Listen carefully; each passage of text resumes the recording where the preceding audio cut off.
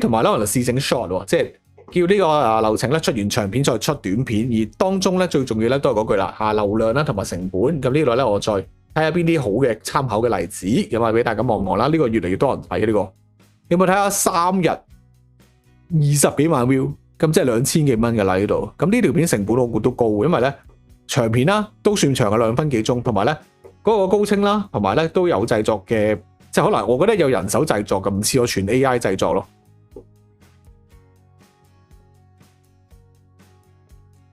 咁我覺得最好就係個畫面同呢個聲音有個 beat 嘅交流，我就難整咯。即係佢喐隻手啊，喐個畫面咧有個 beat 交流咧就更加好。但係咧你可以叫生成一啲叫有 beat 嘅音樂 funky 啲咧。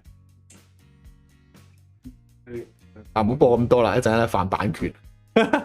大致上咧就係咁，所以咧係有啲流量嘅。而呢啲政治片咧，點解用卡通點解？問一句，點解用卡通？卡通就唔會犯嗰個即係人像、肖像啊，或者啲咩假啊嘛，大家都知係假啦呢啲。咁所以咧，佢都係多流量嘅，每日咧大概都有保守計啦，冇太高啦，太高呢啲冇可能嘅。咁我覺得咧，中庸之道咯，可能哇，一日2-3千蚊喎，你冇睇錯，即係可能300蚊除2啦，咁啊150蚊啦，150蚊即係1000蚊一日㗎，呢啲片佢都有，好犀利。咁所以咧，嗱多句啦，熱潮會過去就唔知，不過咧我就會繼續研究嘅，都係簡單啦，同埋成本好低啫 AI 嘅嘢，每日幾廿蚊啫，最多40-50蚊一日，即係研究啫。